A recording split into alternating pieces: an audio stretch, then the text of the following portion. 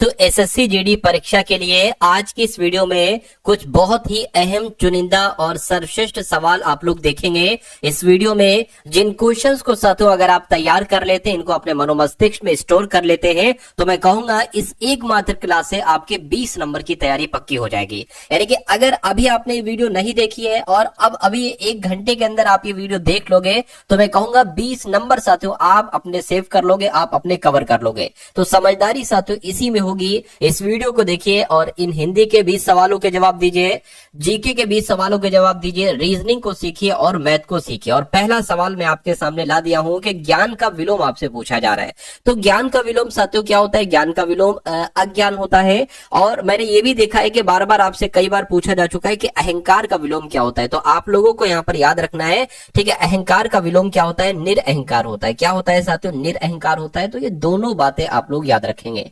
उसके बाद देखिए अगले नंबर का सवाल है, कहा जा रहा है कि आश्रम का समानार्थी शब्द यहाँ पर साथियों क्या हो सकता है? तो आश्रम का समानार्थी शब्द क्या होगा? एक तरीके से आश्रम को इमारत कहेंगे, मकान कहेंगे, भवन कहेंगे, विहार कहेंगे, क्या कहेंगे? तो इसका सबसे सटीक जवाब आपका जो जाएगा वो विहार जाएगा, मकान नहीं होगा साथियों। विहार सबसे नजदीकी इसका उत्तर बन जाएगा, ठीक है ना। खैर उसके बाद देखिए अगले नंबर का सवाल कह रहे कि चक्षु किसका पर्यायवाची है? तो चक्षु शब्द की अगर हम बात करें, चक्षु को देखिए क्या क्या कहा जाता है। चक्षु की अगर बात करें, चक्षु का मतलब होता है आंख। क्या? और आंख को लोचन भी कहा जाता है। क्या साथियों? आंख को लोचन भी कहा जाता है और आंख को साथियों नयन भी कहा जाता है, ठीक है। अच्छा, आकाश के भी बहुत सारे पर्यायवाची आपसे पूछे जाते हैं, जैसे कि आकाश को कहा जाता है गगन, ठीक है। आकाश को कहा जाता है साथियों नभ, आकाश को कहा जाता है साथियों व्योम, ठीक है। ये आप लोग ध्यान रखेंगे। पक्षी के भी बहुत सारे पर्यायवाची आपको मालूम होना चाहिए, जिसमें से इंपॉर्टेंट मैं आपको बता दे रहा हूं, जैसे कि विहंग कहा जाता है। क्या?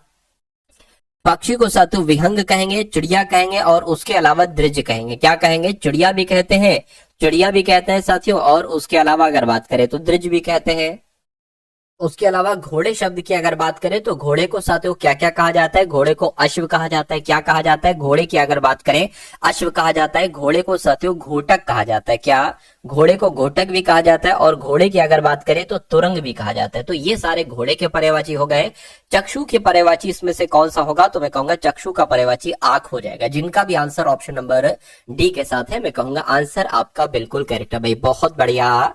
सिलेक्शन के लिए मैं लेकर आ चुका हूं आपके सामने एसएसजीडी का एक ऐसा प्रैक्टिस सेट मेरे दोस्त जो रोजाना आपको रात को 8 बजे देखने को मिलता है। इससे पहले एक बुक की बात कर लेते हैं। एसएसजीडी की आपकी एक नई बुक लॉन्च हुई है मेरे दोस्त, जिसमें न्यू पैटर्न आधार पर 2025 के आधार पर पूरा सिलेबस होगा ऑल एग्जाम क्लास के ऊपर, ठीक है ना।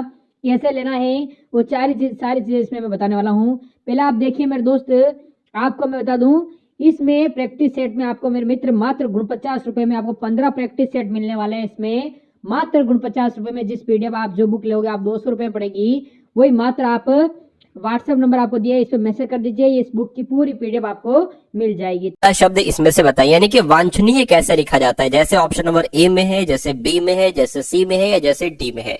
तो मैं कहूंगा जैसे ऑप्शन नंबर ए में है ना, वैसे वांछनीय शब्द लिखा जाता है। तो इस प्रकार आंसर जिनका ऑप्शन नंबर ए था बिल्कुल करेक्ट था। अगला सवाल आपकी स्क्रीन पर साथियों देखिए सवाल को और बताइए। राइट आंसर कह रहे खेल कूद में स्पर्धा का चयन करें या खेल कूद में दृश्य का। देखिए दृश्य कभी नहीं सही होता है, ठीक है। तो कुल मतलब खेल कूद में क्या अच्छी बात होती है? द्वेष, ईर्ष्या, क्रोध। तो मैं कहूंगा स्पर्धा। स्पर्धा एक यहाँ पर पॉजिटिव चीज हो जाएगी साथियों। राइट आंसर आपका। ये बाकी नीचे सारी नेगेटिव चीज है। उसके बाद देखिए कह रहे कि आकाश के तारे तोड़ना। आकाश के तारे तोड़ने का मतलब क्या होता है? कि आसमान से तारे तोड़ने की कोशिश करना, आसमान छूने की कोशिश करना, असंभव काम करना।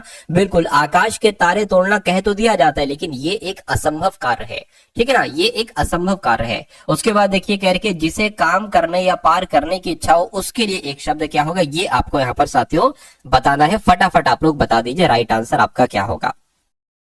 अच्छा, एक शब्द आपसे पूछा जाता है जिसे मर जाने की कामना हो। क्या साथियों? अगर आपसे पूछा जाए, क्या पूछा जाए? जिसे मर जाने की कामना हो। क्या? जिसे मर जाने की कामना हो, ठीक है। जिसे मर जाने की कामना हो उसके लिए एक शब्द क्या होगा? उसको कहेंगे साथियों मुमूर्षु। उसको क्या कहा जाएगा? उसको साथियों मुमूर्षु कहा जाएगा। ये आप लोग ध्यान रखेंगे। एक चीज होती है साथियों तस्कर। तस्कर मतलब क्या होता है? जो चोरी छिपे लाकर एक तरीके से जो भी बेचा जाता है ना, चोरी छिपे से साथियों बेचा जाता है, उसको तस्कर कहा जाता है।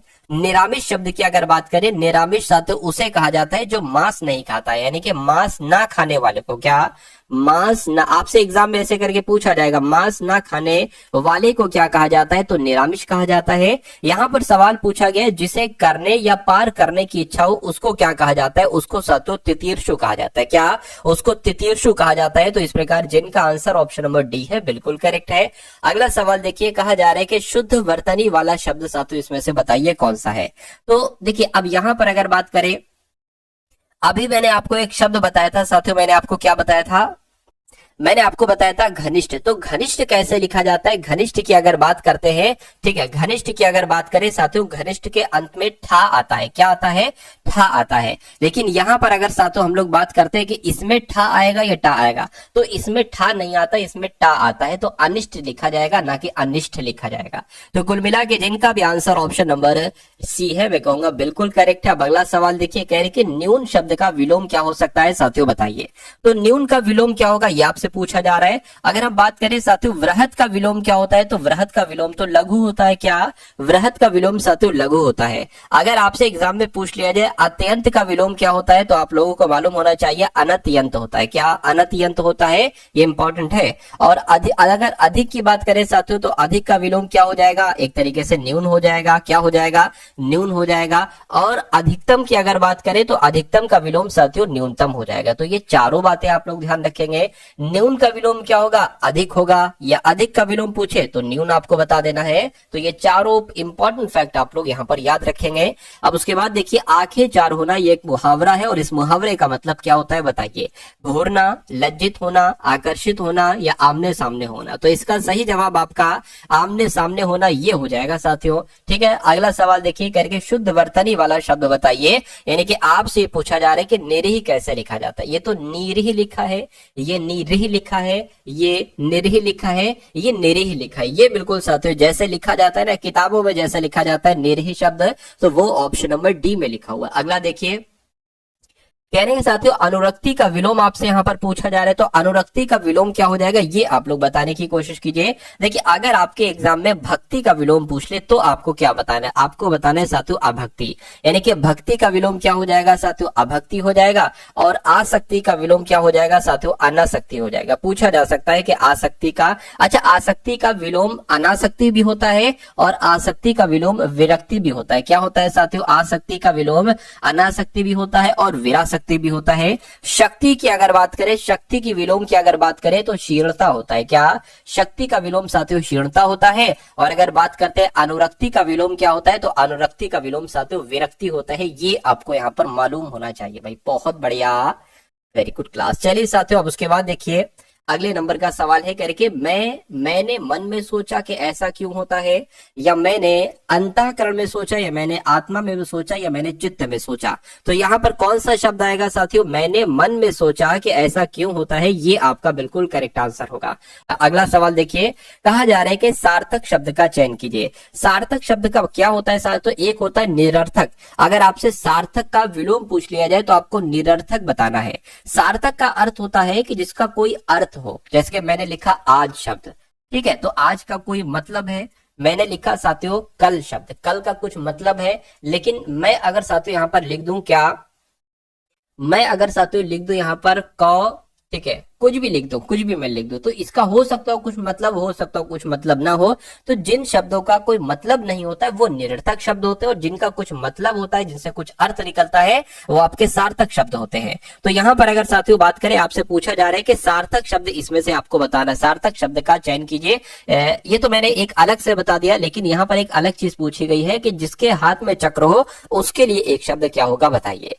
तो यहाँ पर अगर बात करें, देखिए अच्छा चंद्रशेखर के बारे में अगर आपसे पूछ लिया जाए, जिसके शिखर पर चंद्र हो, क्या साथियों अगर आपसे पूछा जाए कि जिसके शिखर पर चंद्र हो, क्या साथियों एक सेकेंड, अगर आपसे पूछा जाए जिसके शिखर पर चंद्र हो तो उसको चंद्रशेखर कहा जाएगा। जिसके शिखर पर चंद्र हो उसको क्या कहा जाएगा साथियों, उसको चंद्रशेखर कहा जाएगा, ठीक है। चक्रपाणी की अगर बात करते हैं साथियों, जिसके हाथ में चक्र हो, क्या साथियों जिसके हाथ में क्या हो साथियों, जिसके हाथ में चक्र हो उसको क्या कहा जाएगा, उसको चक्रपाणी कहा जाएगा। तो ये आपके एग्जाम में दो बहुत पूछे जाते हैं, जिसके शिखर पर चंद्र हो चंद्रशेखर, और जिसके हाथ में चक्र हो चक्रपाणी कहा जाएगा। अच्छा, यहाँ पर अगर हम बात करते हैं साथियों चक्रधर की, तो चक्र को धारण करने वाला क्या साथियों, अगर बात करें चक्र को धारण करने वाला क्या साथियों, चक्र को धारण करने वाले को क्या कहा जाता है, चक्र को धारण करने वाले को साथियों चक्रधर कहा जाता है। ये आपको यहाँ पर मालूम होना चाहिए, ठीक है ना। अगर चंद्रभूण की अगर हम बात करें तो यहाँ पर चंद्रचूड़ लिखा होगा। चंद्रचूड़ की बात करें तो जिसके चूड़ा में चंद्रमा हो, क्या साथियों, जिसके चूड़ा में, आप लोग ध्यान रखेंगे, जिसके चूड़ा में। अच्छा, चूड़ा का मतलब पता क्या होता है, बाल, जिसके मतलब जिसके बालों में चंद्र हो, जिसके बालों में चंद्र हो उसको क्या कहा जाएगा, चंद्रचूड़ कहा जाएगा। तो कुल मिला के जिसके हाथ में चक्र हो उसको क्या कहा जाएगा, तो चक्रपाणी कहा जाएगा। ये आपका बिल्कुल करेक्ट आंसर हो जाएगा। उसके बाद देखिए अगला सवाल कह रहे दिए गए वाक्य में रेखांकित अंश को प्रतिस्थापित करने के लिए सबसे सर्वाधिक उपयुक्त विकल्प का चयन करिए। यानी कि विद्यालय स्कूल में व्याकरण की विद्या दी जाती है, तो विद्या की जगह पर साथियों क्या शब्द आएगा आपको बताना है। ज्ञान दी जाती है, शिक्षा दी जाती है, बुद्धि दी जाती है, दीक्षा दी जाती है। तो स्कूल में व्याकरण की शिक्षा दी जाती है, ये होना चाहिए, यानी कि आंसर आपका ऑप्शन नंबर बी के साथ जाना चाहिए। अब उसके बाद देखिए अगला सवाल है कह रहे लक्ष्मी शब्द का समानार्थी शब्द क्या हो सकता है साथियों, बताइए। तो लक्ष्मी की अगर बात करें, देखिए लक्ष्मी शब्द की अगर बात करें तो लक्ष्मी को साथियों श्री भी कहा जाता है। क्या कहा जाता है, श्री भी कहा जाता है और हरिप्रिया भी कहा जाता है। क्या साथियों, श्री भी कहा जाता है और हरिप्रिया भी कहा जाता है, और उसके अलावा साथियों पद्मा भी कहा जाता है। तो यहाँ पर पद्मा लिखा हुआ है, इसलिए आंसर आपका ऑप्शन नंबर डी के साथ जाएगा, ठीक है ना। चलिए अब उसके बाद देखिए अगले नंबर का सवाल है, कहा जा रहा है कि खून सफेद होना, इस मुहावरे का मतलब क्या होता है। आश्चर्यचकित होना, या घृणा करना, या अत्याचार करना, या दया न रह जाना। तो मैं कहूंगा खून सफेद होना, इसका मतलब होता है दया न रह जाना। राइट आंसर आपका डी हो जाएगा। अगला देखिए कह रहे कि भारत सापेक्ष देश है, या भारत धर्मनिरपेक्ष देश है, या अपक्ष है, या असहिष्णु है। तो यहाँ पर अगर बात करें साथियों, भारत जो है ना ये एक धर्मनिरपेक्ष देश है। राइट आंसर आपका अगर है ऑप्शन नंबर बी तो बिल्कुल करेक्ट हो जाएगा। अगला सवाल देखिए, तो साथियों यहाँ पर 20 सवाल तो आपने देख लीजिए पूरी हिंदी के। कितने सवाल आपके सही हुए आप लोग काउंट किए होंगे। उसके अलावा अब साथियों जीएस के प्लस करंट अफेयर के पूरे 20 सवाल हम लोग देखेंगे, और इसमें तकरीबन 11 से 12 सवाल आप लोग सही करने की कोशिश करिएगा, ठीक है। चलिए, निम्नलिखित में से किसने सबसे पहले धन निकासी के सिद्धांत का प्रतिपादन किया था। तो यह काम सबसे पहले किसके द्वारा किया गया था, दादा भाई नौरोजी के द्वारा किया गया था। अगला सवाल देखिए आपकी स्क्रीन पर है, देखिए सवाल को और बताइए राइट आंसर आपका क्या होगा। कह रहे भारत छोड़ो आंदोलन, या जिसको अगस्त आंदोलन भी कहा जाता है, जो 8 अगस्त 1942 को हुआ था महात्मा गांधी जी के द्वारा। ये अखिल भारतीय कांग्रेस समिति के सूरत सत्र में चलाया गया एक आंदोलन था, या साथियों मुंबई में ये चलाया गया एक आंदोलन था, भोपाल में या उज्जैन में। तो मैं कहूंगा ये आंदोलन मुंबई में हुआ था। कहां पर हुआ था साथियों, मुंबई में हुआ था। अगला सवाल देखिए कह रहे ईस्ट इंडिया कंपनी के निम्नलिखित गवर्नर जनरलों में से किसने सबसे विवादास्पद नीति पेश की, जिसे व्यक्तिगत सिद्धांत कहा जाता है। तो किसकी बात चल रही है साथियों, लॉर्ड डलहौजी की बात चल रही है। यानी कि ईस्ट इंडिया कंपनी के जो डलहौजी साहब थे गवर्नर जनरल, इन्होंने सबसे विवादास्पद नीति पेश की थी, जिसे व्यक्तिगत सिद्धांत कहा जाता है। तो डायरेक्ट अगर आपसे पूछ ले कि व्यक्तिगत सिद्धांत किसने दिया, तो लॉर्ड डलहौजी आपको बताना है। अगला देखिए कह रहे राष्ट्रवाद की पहली स्पष्ट अभिव्यक्ति निम्नलिखित में से किस क्रांति के साथ हुई थी। तो किस क्रांति के साथ हुई थी आप लोग याद रखेंगे, फ्रांसीसी क्रांति के साथ हुई थी। क्या राष्ट्रवाद की पहली स्पष्ट अभिव्यक्ति जो हुई थी ये फ्रांसीसी क्रांति के साथ हुई थी। अगले नंबर का सवाल है आपकी स्क्रीन पर, कह रहे गांधी जी ने रविन्द्रनाथ टैगोर को प्रेम से क्या उपाधि दी थी। तो रविन्द्रनाथ टैगोर अगर बात करें, गांधी जी ने क्या कहा था, रविन्द्रनाथ टैगोर को गुरुदेव कहा था। यानी कि गुरुदेव की उपाधि किसको दी गई, तो रविन्द्रनाथ टैगोर को दी गई। किसके द्वारा दी गई, तो गांधी जी के द्वारा दी गई। अगला सवाल देखिए, भारतीय संविधान के किस अनुच्छेद के तहत उपराष्ट्रपति का चुनाव होता है। तो जो उपराष्ट्रपति का चुनाव होता है ये अनुच्छेद 66 के तहत होता है। क्या साथियों, अनुच्छेद 66 के तहत ही उपराष्ट्रपति का चुनाव होता है। राइट आंसर आपका ऑप्शन नंबर सी हो जाएगा। अगला सवाल देखिए, कहा जा रहा है कि भारत के संविधान में जन स्वास्थ्य एवं स्वच्छता किसमें शामिल है, राज्य सूची में, समवर्ती सूची में, या संघ सूची में। तो आपको यहाँ पर ये याद रखना है कि जन स्वास्थ्य एवं स्वच्छता जो है ना ये राज्य सूची में शामिल है। सही जवाब आपका ऑप्शन ऑप्शन नंबर ए हो जाएगा। अगला सवाल देखिए, कहा जा रहा है कि भारत में राष्ट्रीय मानव अधिकार आयोग निम्नलिखित में से किस मंत्रालय के अधीन है। तो ये जो साथियों राष्ट्रीय मानव अधिकार आयोग है ना, ये गृह मंत्रालय के अधीन है। किस मंत्रालय के अधीन है? गृह मंत्रालय के अधीन है। अगला सवाल देखिए, कह रहे हैं अंतरराष्ट्रीय चावल अनुसंधान संस्थान ये कहां पर स्थित है? नैरोबी में, हैदराबाद में, इथियोपिया में या साथियों मनीला में। तो आप लोग को यहां पर मालूम होना चाहिए मनीला आपका बिल्कुल करेक्ट आंसर हो जाएगा, यानी कि अंतरराष्ट्रीय चावल अनुसंधान संस्थान ये मनीला में स्थित है। अगला सवाल कह रहे हैं कि काली और तीस्ता नदी के बीच के हिमालय के भाग को क्या नाम दिया गया है। तो यहाँ पर अगर साथियों हम लोग बात करें नेपाल हिमालय, आप लोगों को मालूम होना चाहिए, यानी कि काली और तीस्ता नदियों के बीच हिमालय के भाग को क्या नाम दिया गया है? तो नेपाल हिमालय नाम दिया गया है। अगले नंबर का सवाल है, कह रहे कि कृषि विपणन की व्यवस्था में सुधार करने के लिए भारत सरकार द्वारा अपनाए गए 3 नीतिगत उपाय कौन से हैं? तो कौन से हैं साथियों? न्यूनतम समर्थन मूल्य है, बिल्कुल है। बफर स्टॉक का रख रखाव ये भी है। सार्वजनिक वितरण प्रणाली ये भी है। तो मैं कहूंगा ये तीनों सही हैं। तो ये तीनों सही है, तो आंसर आपका ऑप्शन नंबर डी हो जाएगा। अगला सवाल देखिए, कहा जा रहा है कि 1991 की नई उदार आर्थिक नीति के परिचय के साथ भारतीय अर्थव्यवस्था ने इसके अलावा निम्नलिखित सभी के माध्यम से मौजूदा आर्थिक समस्याओं को संबोधित किया है। तो संबंधित किया है साथियों एक तरीके से औद्योगिकरण, वैश्वीकरण, निजीकरण, उदारीकरण। क्या आपका राइट आंसर होगा ये आपको यहाँ पर बताना है। तो औद्योगिकरण यहाँ पर साथियों आपका बिल्कुल करेक्ट आंसर हो जाएगा। ठीक है, भारतीय अर्थव्यवस्था ने इसके अलावा, किसके अलावा? औद्योगिकरण के अलावा निम्नलिखित सभी, ठीक है, निम्नलिखित सभी माध्यम से मौजूदा आर्थिक समस्याओं को संबंधित किया है। राइट आंसर आपका ऑप्शन नंबर ए के साथ जाना चाहिए। अगला सवाल देखिए, इसमें कहा जा रहा है कि भारत में इनमें से क्या अप्रत्यक्ष कर की श्रेणी में आता है। तो इनमें से क्या साथियों अप्रत्यक्ष कर है? तो मैं कहूंगा साथियों जो सेवा कर है ना, सेवा कर, ये एक अप्रत्यक्ष कर है। क्या ये एक अप्रत्यक्ष कर है? अगला सवाल देखिए, कह रहे कि निम्नलिखित में से किस विकल्प का निर्माण काठ की लुगदी या वुड पल्प से किया जाता है।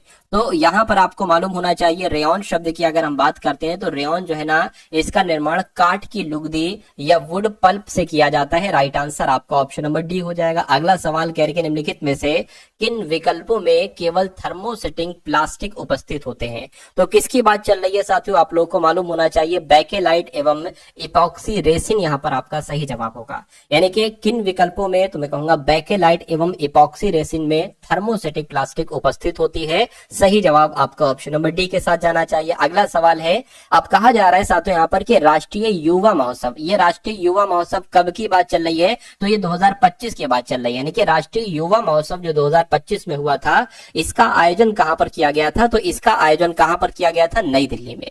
ठीक है, तो नेशनल यूथ फेस्टिवल 2025 का आयोजन तो नई दिल्ली में किया गया था। अगला सवाल देखिए, पूछा जा रहा है कि इंडिया ओपन, ये करंट अफेयर के सवाल चल रहे हैं साथियों, 5 सवाल देखें करंट अफेयर के। इंडिया ओपन बैडमिंटन टूर्नामेंट ये खेला जाएगा, तो ये कहां पर खेला जाएगा? ये साथियों ये भी नई दिल्ली में ही खेला जाएगा। क्या इंडिया ओपन बैडमिंटन टूर्नामेंट कहां पर खेला जाएगा? तो नई दिल्ली में खेला जाएगा। अगला सवाल है, कह रही कि भारत सरकार का 2025 का कैलेंडर लॉन्च किया गया है। तो यहां पर अगर बात करें भारत सरकार का 2025 का कैलेंडर लॉन्च किया गया है साथियों, किसके द्वारा लॉन्च किया गया है? तो अश्विनी वैष्णव के द्वारा लॉन्च किया गया है। ये भी आपको मालूम होना चाहिए। अगला सवाल है, करके कौन दुनिया की सबसे बुजुर्ग जीवित व्यक्ति बनी है? ये बहुत इंपॉर्टेंट सवाल है, क्योंकि दुनिया की सबसे बुजुर्ग जीवित व्यक्ति की यहाँ पर बात आई है। तो इनका नाम है इन्हा कैना बारो। क्या नाम है इनका? इन्हा कैना बारो। ये लेडीज है और ये दुनिया की सबसे बुजुर्ग जीवित व्यक्ति बनी है। राइट आंसर आपका सी आपको ध्यान रखना है। अगला सवाल देखिए, पूछा जा रहा है कि किसने सड़क दुर्घटना पीड़ितों के लिए कैशलेस उपचार योजना, ये योजना बहुत इंपॉर्टेंट है, पूछा जाएगा कैशलेस उपचार योजना किसके द्वारा शुरू की गई है। तो साथियों ये किसके द्वारा शुरू की गई है? आपसे यहाँ पर ये पूछा जा रहा है, बताइए। ये नितिन गडकरी के द्वारा शुरू की गई। किसके द्वारा साथियों? जो सड़क दुर्घटना पीड़ितों के लिए जो कैशलेस उपचार योजना है, ये नितिन गडकरी के द्वारा शुरू की गई है। अब उसके बाद साथियों यहाँ पर आप लोग रीजनिंग के क्वेश्चंस देखेंगे। तो रीजनिंग के क्वेश्चंस देखिए और साथियों मैथ के बहुत इंपॉर्टेंट क्वेश्चंस आप लोग यहाँ पर देखेंगे। तो ऐसा भी सवाल साथियों रीजनिंग के टॉपिक्स में एक तरीके से है, ठीक है, और रीजनिंग के सेक्शन में ऐसा भी सवाल आता है। कह रहे कि रमेश के पास 1 रुपए, 5 रुपए और 10 रुपए के सिक्के समान संख्या में है। उसके पास कुल मिला के 640 रुपए है, तो उसके पास कुल कितने सिक्के हुए ये आपसे पूछा जा रहा है। देखिए उसके पास अगर बात करते हैं यहाँ पर 1 रुपए के, ठीक है, और 5 रुपए के, ठीक है, और साथियों 10 रुपए के जो है ना वो समान सिक्के हैं। तो अगर 1 रुपए के एक सिक्के है तो इसको हम साथियों 1x मान लेते हैं, ठीक है, और 5 रुपए के एक तरीके से साथियों यहाँ पर है तो इसको हम 5x मान लेते हैं, और 10 को साथियों 10x मान लेते हैं। इनको सबको जोड़ देते हैं और यहाँ पर कहा गया है कि उनके पास कुल मिला के 640 रुपए है, तो बराबर साथियों 640 आ गया। तो ये कितना हो गया साथियों, 16x हो गया। 16x बराबर कितना हो गया, 640 हो गया। x की अगर बात करें, x बराबर कितना हो गया, 640 बटे 16 हो गया। 16 चक्कू 64 होता है, यानी कि x बराबर कितना आ गया साथियों, 40 आ गया। अब सवाल में आपसे क्या पूछा जा रहा था, उसके पास कुल कितने सिक्के हैं, तो उसके पास साथियों कुल कितने सिक्के हैं। एक सिक्का ये होगा इसका, और एक सिक्का इसका, एक सिक्का इसका, यानी कि उसके पास कुल मिला के 3 सिक्के हैं, 3x है, और x की वैल्यू है 40। तो साथियों 3 गुणा 40 कितना हो जाएगा, 4 तिया 12, यानी कि 120 हो जाएगा। तो 120 साथियों यहाँ पर आपका जवाब जाएगा। और जिनका भी आंसर ऑप्शन नंबर सी के साथ है, मैं कहूंगा आंसर आपका बिल्कुल करेक्ट हो जाता। भाई बहुत बढ़िया, वेरी गुड क्लास। अब अगला सवाल देखिए, ये आपको क्लियर दिख रहा है, नहीं दिख रहा है तो मैं इसको क्लियर कर देता हूं, ठीक है। ये 2 है, 6 है, 4 है, ये 1 है, और ये साथियों 3 है, और ये 5 है। अब आपको ये बताना है कि उस पासे का चयन करिए जो दी गई शीट को रेखाओं के अनुदिश मोड़कर बनाया जा सकता है। यानी कि आपको बताना है कि इस वाले पासे को अगर मोड़ा जाता है, फोल्ड किया जाता है, तो इससे साथियों आपको बताना है कौन सा यहाँ पर बन सकता है, ठीक है। कौन कौन से पासे यहाँ पर बन सकते हैं ये आपको यहाँ पर बताना है। अब देखिए इसकी अगर बात करें, ये 3 है, ये 6 है, ये 2 है। अब देखिए ये वाला पासा बन सकता है या नहीं बन सकता है, हम ये बात सबसे पहले देख लेते हैं। देखिए यहाँ पर 3 लिखा हुआ है, 3 का विपरीत यहाँ पर क्या है, 4 है। 3 का विपरीत 4 है ना, तो 3 का विपरीत 4 यहाँ पर नहीं लिखा होना चाहिए, नहीं लिखा है। 6 की बात करें, 6 का विपरीत क्या है, 5 है। तो 6 का देखिए पहले मैं आपको ये बता देता हूं, 2 का विपरीत 1 है, और 4 का विपरीत 3 है, बचा 6, 6 का विपरीत 5 है। तो 6 का विपरीत क्या है साथियों, 5 है, तो यहाँ पर 5 भी नहीं है। 2 की बात करें तो साथियों 2 का विपरीत क्या है, 2 का विपरीत 1 है, तो यहाँ पर 1 भी नहीं है। तो मैं कहूंगा ये वाला पासा बन जाएगा जब इसको फोल्ड किया जाएगा। अब इस वाले पासे की अगर हम लोग बात करते हैं, अब देखिए ये 1 है, ये 5 है, और ये साथियों 2 है, ठीक है ना। अब देखिए ये यहाँ पर अगर बात करें, 2 का विपरीत क्या है साथियों, 1 है, और 2 का विपरीत 1 आ गया है। तो भाई विपरीत वाले नंबर सामने थोड़ी ना दिखेंगे, 2 का विपरीत सामने दिखाया जा रहा है, तो मैं कहूंगा ये वाला पासा नहीं बनेगा। इसकी अगर बात करें, ये 1 पर है, ये 6 पर है, ये साथियों 3 पर है, ठीक है ना। अब यहाँ पर अगर बात करें, देखिए 6 का विपरीत क्या है, 6 का विपरीत 5 है, यहाँ पर नहीं है, ठीक है। उसके अलावा अगर यहाँ पर हम लोग बात करते हैं 3 की, तो 3 का विपरीत क्या है, 3 का विपरीत 4 है, यहाँ पर नहीं है। 1 की बात करें, 1 का विपरीत 2 है, 2 यहाँ पर नहीं, यानी कि ये वाला पासा भी बन जाएगा, ये वाला पासा बन जाएगा। इसकी अगर बात करें, ये है साथियों 1, ये है 6, ये है 5। अब देखिए यहाँ पर अगर बात करें, 5 का विपरीत क्या है, 6 है, तो 5 का विपरीत तो 6, तो यहाँ पर आपको साफ साफ नजर आ रहा है, तो ये पासा भी नहीं बन पाएगा। तो मैं कहूंगा ए वाला और सी वाला पासा बन जाएगा। और ऐसा कहां पर लिखा हुआ है, ऐसा आपका ऑप्शन नंबर डी में लिखा हुआ है। तो जिनका आंसर यहाँ पर ऑप्शन नंबर डी के साथ था, उन सभी का आंसर बिल्कुल करेक्ट हो जाता है। अगला सवाल देखिए, कह रहे कि सभी सब्जियां खाद्य पदार्थ है। तो ये साथियों क्या हो गई, ये सब्जियां हो गई, ये क्या हो गई, ये सब्जियां होंगी, और सभी सब्जियां जो है ना वो खाद्य पदार्थ है, ठीक है। सभी सब्जियां जो है वो खाद्य पदार्थ हो गई। और कहा जा रहा है कि कुछ खाद्य पदार्थ पे है, मान लेते इतने खाद्य पदार्थ क्या हो गए, एक तरीके से अगर बात करें इतने खाद्य पदार्थ क्या हो गए साथ, इतने खाद्य पदार्थ पे हो गए। तो कथन तो हमने लिख लिए, अब निष्कर्ष को पढ़िए और देखिए कौन कौन सा निष्कर्ष यहाँ पर सही है, कौन सा निष्कर्ष गलत है। यानी कि कुछ पेय खाद्य पदार्थ है, कुछ पेय बिल्कुल इतने पेय आपके खाद्य पदार्थ हो जाएंगे, तो ये तो सही हो जाएगा। कुछ सब्जियां पे है, देखिए कुछ सब्जियां पे है नहीं है, पे ये है, सब्जियां ये है, यानी कि अलग अलग है, ठीक है। तो मैं कहूंगा ये गलत हो जाएगा, यानी कि केवल निष्कर्ष 2 अनुसरण करता है। और ऐसा कहां पर लिखा हुआ है, ऐसा आपका ऑप्शन नंबर बी में लिखा हुआ है। अगला सवाल देखिए आपकी स्क्रीन पर है, बहुत अच्छा सवाल साथियों ये है, ठीक है। इस सवाल को देखिए और फटाफट आप लोग भी यहाँ पर बता दीजिए कि आपका सही जवाब क्या होगा। इसको मैं और अच्छे से लिख दूं, क्या करूं, देखिए 7 हो गया, ये 6 हो गया, एक सेकेंड, इसको क्लियरली साथियों एक तरीके से यहाँ पर लिख देते हैं, एक सेकंड रुकिए इसको। ये क्या है, ये साथियों 7 बना है, और इसकी अगर बात करें ये 6 बना है, ये 6 बना है, ये साथियों 25 बना है, कितना बना है, ये 25 बना है, और ये साथियों 16 बना है, कितना बना है, 16 बना है, और ये कितना बना है, ये 27 बना है, ठीक है, और ये 5 बना है, और ये साथियों 11 बना है। अब देखिए क्या कहा जा रहा है कि वृत्त जो है ना ये पुलिस कर्मियों को निरूपित करता है, यानी कि ये वृत्त जो है ना ये पुलिस कर्मियों को निरूपित करता है, पुलिस कर्मियों को ये निरूपित करता है, ठीक है। मुझसे पहले आंसर बताने की कोशिश कीजिएगा, अभी सवाल खैर इसमें नहीं आपको दिख रहा होगा, ठीक है। वर्ग खिलाड़ियों को निरूपित करता है, वर्ग की अगर बात करें तो ये है साथियों, यानी कि ये जो है ये खिलाड़ियों को निरूपित करता है, खिलाड़ियों को ये निरूपित करता है। उसके बाद लिखा हुआ है कि त्रिभुज जो है ना, त्रिभुज ये साथियों किसको बताता है, ये करदाताओं को बताता है, किसको, ये करदाताओं को बताता है। तो उसके बाद साथियों आपसे पूछा जा रहा है कि कितने पुलिसकर्मी करदाता है लेकिन खिलाड़ी नहीं है, यानी कि पुलिसकर्मी होना चाहिए, ठीक है, करदाता होना चाहिए लेकिन खिलाड़ी नहीं होना चाहिए। तो मैं कहूंगा एक ऐसा नंबर 6 एक ऐसा नंबर होगा साथियों जो पुलिसकर्मी के अंतर्गत है, जो करदाता है लेकिन वो खिलाड़ी नहीं है। तो क्या 6 कहीं पर लिखा हुआ है, बिल्कुल लिखा हुआ है, ऑप्शन नंबर बी में लिखा हुआ है। तो जिनका भी आंसर यहाँ पर ऑप्शन नंबर बी था उन सभी का आंसर बिल्कुल करेक्ट है। भाई पहले से तो भाई आप बता ही नहीं सकते क्योंकि आंसर मैंने बाद में बताया।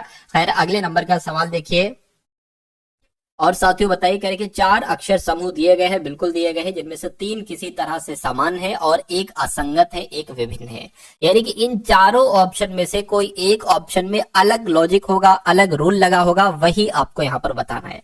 सबसे पहले अगर हम बात करें, टी जो होता है वो 20 पर होता है, वाई आपका 25 पर होता है, डी 4 पर होता है, आई 9 पर होता है। इसकी बात करें तो के 11 पर होता है, पी 16 पर होता है, यू 21 पर होता है और जेड आपका 26 पर होता है। इसकी बात करें तो ए 1 पर होता है, एफ 6 पर होता है, के 11 पर होता है, पी 16 पर होता है।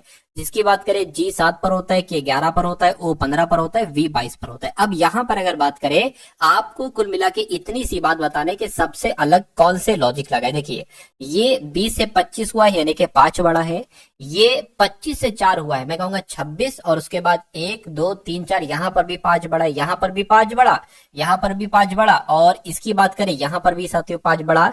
तो क्या वही लॉजिक इसमें देखिए 11 से 16 हुआ 5 बड़ा, 16 से 21 हुआ 5 बड़ा, 21 से 25 26 हुआ 5 बड़ा, 1 से 6 हुआ 5 बड़ा, 6 से 11 हुआ 5 बड़ा, 11 से 16 हुआ 6 5 बड़ा। इसकी अगर बात करें तो 7 से 4 हुआ कितना बड़ा, ये तो 4 बड़ा कुल मिला के, और यहां पर भी साथियों 4 बड़ा, और यहां पर अगर बात करें यहां पर साथियों 7 बड़ा। तो मैं कहूंगा जो लॉजिक यहां पर लगा है वही लॉजिक यहां पर, वही लॉजिक यहां पर, लेकिन इसमें साथियों अलग लॉजिक लगा है।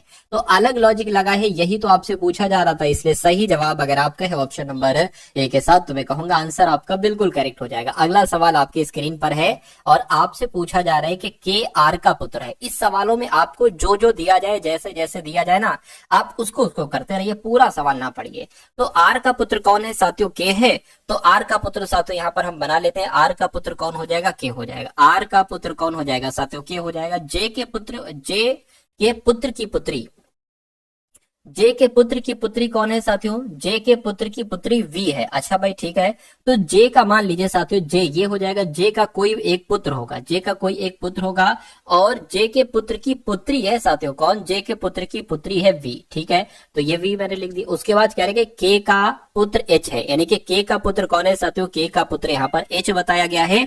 ये बात भी साथियों क्लियर है कि के का पुत्र कौन है, एच है। उसके बाद अगर बात करें, कह रहे कि एम और के आपस में भाई भाई हैं, यानी कि ये दोनों आपस में कौन कौन है, भाई भाई हैं। अच्छा तो यहाँ पर एम आएगा क्योंकि एम कहीं और तो मुझे दिख नहीं रहा है, सारी चीजें कंप्लीट हो गई हैं, तो साथियों ये दोनों आपस में भाई हो गए। कह रहे कि एच का आर से क्या संबंध होगा, ये आपको यहाँ पर बताना है। चलिए एच आर कहां पर है साथियों, आर की अगर बात करें, आर क्या कहेगा एच को, अरे भाई ये क्या कहेगा, अपने बेटे का बेटा कहेगा, बेटे के बेटे को क्या कहा जाता है, पोता कहा जाता है।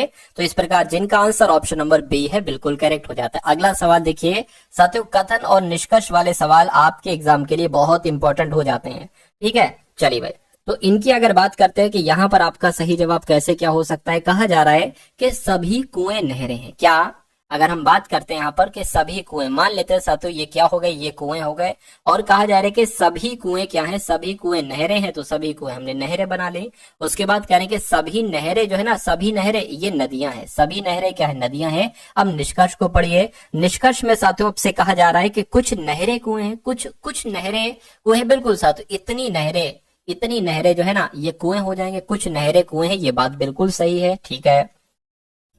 उसके बाद लिखा हुआ है कि कुछ नदियां कुएं हैं, कुछ नदियां कुएं हैं, बिल्कुल सर, तो इतनी नदियां कुएं हो जाएंगे, तो मैं कहूंगा ये भी सही हो जाएगा। यानी कि ऐसा कहां पर लिखा हुआ, निष्कर्ष दोनों सही है, ऐसा ऑप्शन नंबर ए में लिखा हुआ है। तो ये आपके बिल्कुल प्रश्न का बिल्कुल सही जवाब हो जाएगा। अगला सवाल देखिए आपकी स्क्रीन पर, करेंगे साथियों न्यूमिज्मेटिक्स का जो संबंध सिक्कों से है, ऑरोग्राफी का संबंध साथियों किससे होगा, ये आपको यहाँ पर बतला देना है। देखिए न्यूमिज्मेटिक्स की अगर बात करें तो इसके अंतर्गत साथियों सिक्कों का अध्ययन किया जाता है, तो ऑरोग्राफी के अंतर्गत किसका अध्ययन किया जाता है साथियों, पहाड़ों का अध्ययन किया जाता है। तो कुल मिला के पहाड़ आपका यहाँ पर राइट आंसर हो जाना चाहिए। तो ऐसा कहां पर लिखा हुआ है, ऐसा ऑप्शन नंबर सी में लिखा हुआ है। अगले नंबर का सवाल है आपकी स्क्रीन पर, कहा जा रहा है कि SLOWER को जैसे FXPMT बनाया जाता है, वैसे MEATRE साथियों क्या बनाया जा सकता है, ये बात आपको यहाँ पर बताना है। चलिए अब देखिए ये S से S हो गया है, ठीक है, तो ये M से M हो जाना चाहिए, ठीक है, लेकिन नहीं है। L से ये F हुआ है, O से साथियों X हुआ है, W से P हुआ है। तो ये लॉजिक तो मुझे समझ में नहीं आ रहा है कि ये लॉजिक इसमें साथियों लग सकता है। दूसरे लॉजिक की अगर बात करें, अगर देखिए साथियों, देखिए ये R है, मुझे ये लग रहा है कि ये R से S हुआ है, यानी कि एक बढ़ाया गया है, E से F हुआ है, एक बढ़ाया गया है, W से X हुआ है, एक बढ़ाया गया है, O से P हुआ है, एक बढ़ाया गया है, L से M हुआ है, एक बढ़ाया गया, और S से T हुआ है, एक बढ़ाया गया है। यानी कि साथियों यहाँ पर भी हम एक एक एक बढ़ा लेंगे। अब E के बाद साथियों क्या आता है, F आता है, और देखिए ऑप्शन में F है। R की अगर बात करें, R के बाद S आता है, G के बाद साथियों H आता है, A के बाद B आता है, E के बाद साथियों F आता है, और M के बाद N आता है। तो ऐसा ऑप्शन साथियों कहां पर लिखा हुआ है कि FSHBFN, ऐसा ऑप्शन नंबर सी में लिखा हुआ है। तो जिनका आंसर ऑप्शन नंबर सी है बिल्कुल करेक्ट है भाई, बहुत बढ़िया, वेरी गुड क्लास। अगला सवाल देखिए साथियों, चंद सवाल है, बहुत अधिक सवाल नहीं लिए हैं, ठीक है। चलिए देखिए अब इसके बाद हम लोग मैथ के क्वेश्चन देखेंगे, यानी कि उस सही विकल्प का चयन करिए जो दिए गए शब्दों के व्यवस्थित क्रम को दर्शाता है, जिसमें वो अंग्रेजी शब्दकोश में दिखाई दे, यानी कि आपको इनको अंग्रेजी शब्दकोश के अनुसार लगाना है। तो देखिए SH एक तरीके से यहाँ पर है, यहाँ पर है, यहाँ पर SW SE SO। तो सबसे पहले साथियों कौन सा लेटर आएगा बताइए। देखिए SC लिखा हुआ है, ST पहले नहीं आ सकता, SO भी नहीं आ सकता, SE पहले भी नहीं आ सकता। ऐसे पहले साथियों आएगा आपका ये एक वाला, और उसके बाद आएगा आपका 4 वाला। अब SW पहले आएगा या SO या ST, तो मैं कहूंगा SO पहले आएगा, यानी कि 3 आ जाएगा। उसके बाद साथियों आपका ST आ जाएगा, यानी कि 2 आ जाएगा, और उसके बाद साथियों आपका ये 5 आ जाएगा। तो इस प्रकार आपका कौन सा आंसर यहाँ पर सही होगा, 1 4 1 4 3 2 5 कहां पर लिखा हुआ है, ऑप्शन नंबर बी में लिखा हुआ है। तो यही आपका बिल्कुल करेक्ट आंसर। अगला सवाल है साथियों आपकी स्क्रीन पर, देखिए और बताइए राइट आंसर आपका यहाँ पर क्या होगा। अब देखिए मैथ के क्वेश्चंस यहाँ पर शुरू हो चुके हैं, यानी कि एक दुकानदार 15% की छूट देता है और फिर भी 5% का लाभ प्राप्त करता है। यदि क्रय मूल्य 340 रुपए है तो अंकित मूल्य साथियों क्या होगा। अब यहाँ पर आपसे क्या पूछा गया है, यहाँ पर साथियों आपसे अंकित मूल्य पूछा गया है। आपसे यहाँ पर साथियों क्या पूछा गया, अंकित मूल्य पूछा गया। अंकित मूल्य का एक सूत्र होता है, वो मैं आपको बता देता हूँ, वो आप लोग यहाँ पर ध्यान रखेंगे। अंकित मूल्य का सूत्र होता है साथियों विक्रम, यहाँ पर विक्रम लिख दिया, विक्रय लिखना होना चाहिए, ठीक है। विक्रय मूल्य, अंकित मूल्य बराबर क्या होता है साथियों, विक्रय मूल्य गुणा 100। क्या, विक्रय मूल्य गुणा 100 और 100 माइनस छूट। क्या साथियों, 100 माइनस छूट। तो कुल मिला के इसको देखिए, अब हमें छूट हमें पता है, छूट 15% की दी गई है, तो यहाँ पर 100 माइनस 15 यानी कि 85% आ जाएगा। 100 भी हमें पता है। हमें सबसे पहले अगर अंकित मूल्य निकालना है तो हमें विक्रय मूल्य मालूम होना चाहिए। विक्रय मूल्य साथियों हम कैसे निकाल पाएंगे, ये मैं आपको बता देता हूं। देखिए अगर क्रय मूल्य 340 है, क्रय मूल्य 340 है और 5% का लाभ पर बेची जाती है, यानी कि कुल मिला के 105% पर बेची जाती है, तो ये इसको सॉल्व कर लो, ये आपका क्रय मूल्य हो जाएगा, सॉरी ये विक्रय मूल्य हो जाएगा। इसको यहाँ फिट कर देना, ये 0 से आपका ये 0 कैंसिल हो जाएगा, 5 दूना 10, 5 दूना 10, 5 एकम 5 हो जाएगा, 2 से कट करें साथियों 17 आ जाएगा। 17 गुणा 21 कितना होता है, ये आप लोग देख लीजिए। 17 और यहाँ पर 34 आ जाएगा, 7 आ गया, 5 आ गया, 3 आ गया, यानी कि मैं कहूंगा 357 आ जाएगा। यानी कि विक्रय मूल्य की अगर बात करें तो अंकित मूल्य हम लोग याद कर रहे हैं, विक्रय मूल्य कितना हो जाएगा, 357 हो जाएगा, गुणा 100 हो जाएगा, और 100 माइनस छूट, छूट 15% है, तो साथियों 85 यहाँ पर यानी कि मतलब आ जाएगा कुल मिला के। अब देखिए 17 पंजे 85, 17 एकम 17, 17 दूना सॉरी 34, एक जाएगा 17 हो जाएगा, 17 एकम 17, इसको अगर कट करेंगे तो 20 आ जाएगा, यानी कि 21 दूना कितने हो जाएंगे साथियों, 42 हो जाएंगे, और 0 लग जाएगा। तो कुल मिला के अंकित मूल्य कितना आया, 420 आया, और 420 ही आपका यहाँ पर बिल्कुल करेक्ट आंसर हो जाता है। अब उसके बाद देखिए अगले नंबर का सवाल है, कहा जा रहा है कि कविता ने 2500 में एक घड़ी खरीदी, ठीक है, और इसे 12% की हानि पर बेच दिया। कोई फायदे पर बेचता है, इसने हानि पर बेच दिया। यानी कि 2500 रुपए की कोई चीज अगर खरीदी गई है, अगर 12% की हानि पर बेचा जा रहा है, जाहिर सी बात है उसको 88% में बेचा जा रहा है, नीचे 100 आएगा। इन रुपए से उसने एक पंखा खरीदा और उसे 15% के लाभ पर बेचा, यानी कि अब इस चीज को उसने 15% के लाभ पर बेचा, यानी कि उसने 115% पर बेचा, तो 115/100 आ गया।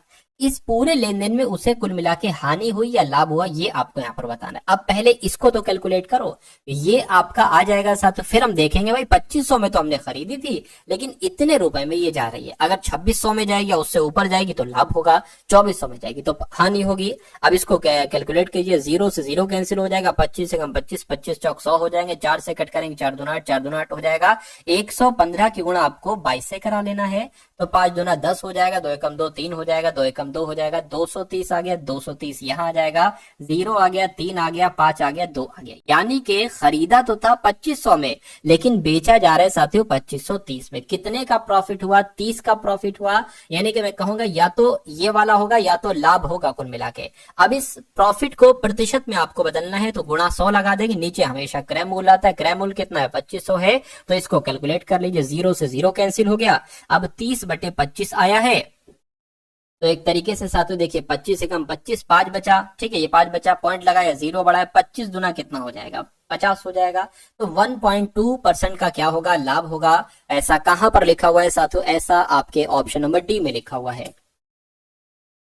अगला सवाल देखिए, कह रहे कि 14 व्यक्तियों का औसत, ठीक है, 14 व्यक्तियों की अगर बात करें, 14 व्यक्तियों का औसत वजन यहाँ पर कितना बताया गया? 76.5 किलो बताया गया है। कह रहे कि यदि 82 किलो और 75 किलो और इतने किलो, कितने किलो, ये कुछ भी हो सकता है, ठीक है, वजन वाले 3 अन्य व्यक्तियों को उनके साथ शामिल किया जाता है, तो सभी का औसत वजन इतना केजी बढ़ जाता है, आधा किलो बढ़ जाता है, तो एक्स का मान कितना है? यानी कि ये आपसे पूछा जा रहा है कितना है। तो अगर हम बात करें साथियों, क्या 14 व्यक्तियों का औसत वजन अगर 76.5 किलोग्राम है, अगर मैं आपसे पूछूं कि 14 व्यक्तियों का औसत वजन कितना है? 76.5 किलोग्राम है। अगर मैं आपसे पूछूं 14 व्यक्तियों का कुल मिला के वजन कितना होगा, तो 76.5 की गुणा जरा 14 से करिए, आपको मालूम पड़ जाएगा। पॉइंट हटा दीजिए 1 मिनट के लिए, ठीक, बाद में लगा देंगे हम।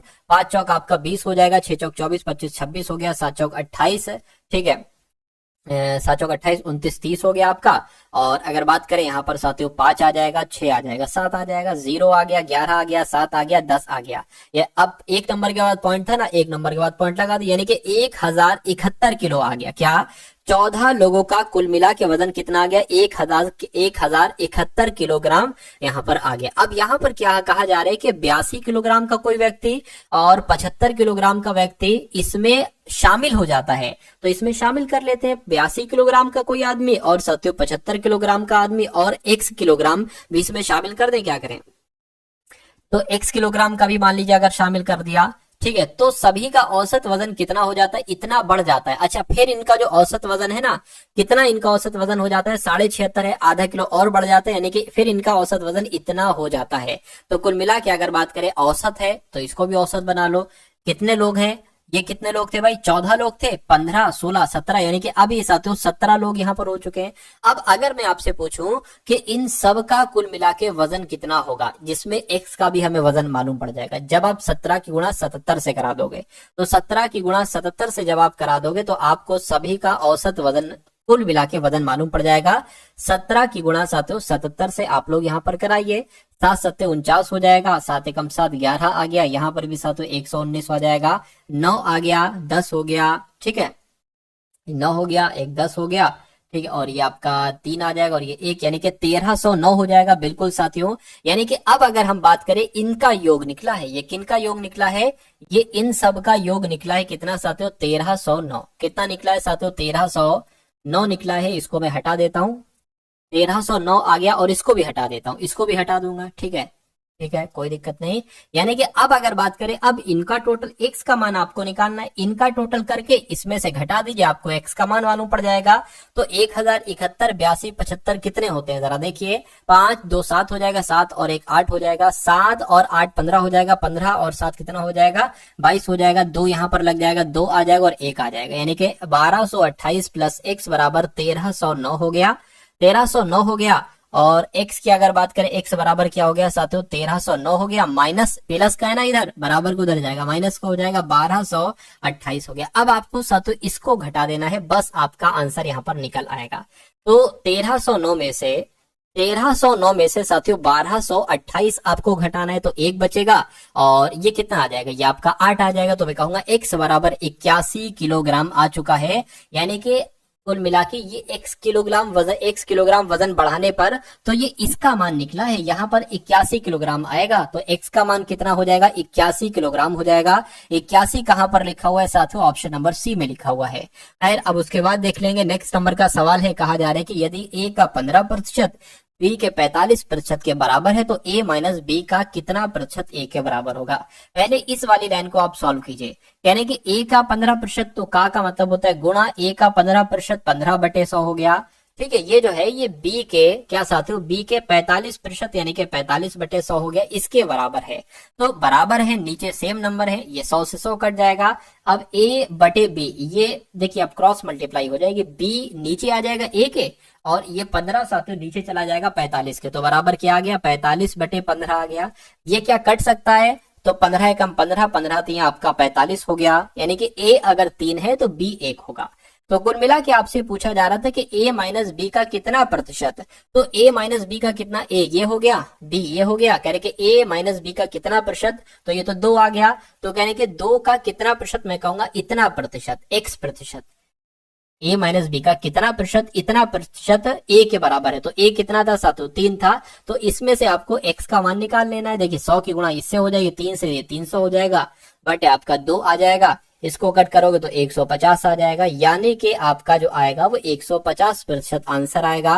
और ऐसा कहां पर लिखा हुआ है साथियों, ऐसा आपका ऑप्शन नंबर बी में लिखा हुआ है। ठीक है, चलिए, एक निश्चित कार्य को पूरा करने में ए बी की तुलना में 50% कम कुशल है। ठीक है, तो साथियों जो जो यहाँ पर कहा जा रहा है वो यहाँ पर हम लोग करते जाते हैं, यानी कि ए बी की तुलना में 50% कम कुशल है। तो अगर साथियों बी की कार्य कुशलता 100 होगी तो ए की कार्य कुशलता 50 होगी। ठीक है, अब उसके बाद कह रहे हैं साथियों बी और सी की बात चल रही है, बी सी की तुलना में 50% अधिक कुशल है, यानी कि अगर बात करते हैं साथियों यहाँ पर C 100 है तो B जो है ना 50% अधिक कुशल है C से, तो ये साथियों 150 हो जाएगा।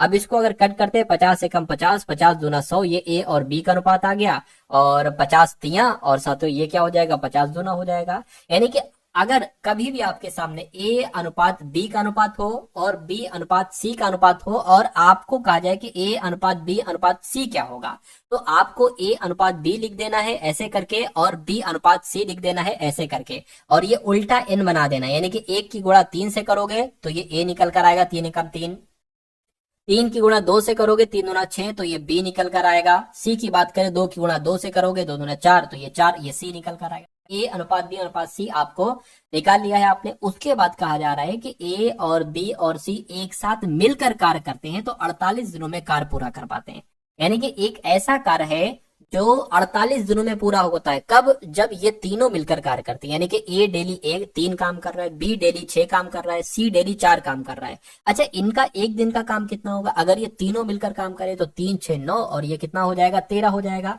यानी कि अगर तीनों लोग मिलकर काम कर रहे हैं जो कि 13 करते हैं, मतलब 13 काम करते हैं और ये 48 दिन तक कोई कार्य करते हैं तो वो काम पूरा होगा। यानी कि ये क्या है, ये टोटल काम आ गया हमारे पास, टोटल काम आ गया। तो कहने कि ए अकेला अगर इस कार्य को पूरा करे तो पूरा करने में उसको कितना समय लगेगा। ए अकेला एक, देखिए टोटल काम है ये 13 गुणा 48, ए डेली काम करता है 3, तो इसको कितना दिन लगेंगे इस काम को निपटाने में, तो साथियों भाग कर दीजिए, 3 से करेंगे तो ये 16 आ जाएगा। ठीक है, 13 की गुणा 16 से आप कर दीजिए, आपका आंसर यहाँ पर आ जाएगा। 13 की गुणा 16 से कर देंगे 48 आ गया साथियों, और आपका 16 आ गया। ठीक है, 8 आ गया, 0 आ गया, 2, यानी कि 208 दिन लगेंगे। तो 208 दिन आपका बिल्कुल सही जवाब हो जाएगा। और 208 दिन कौन से ऑप्शन में है साथियों, ऑप्शन नंबर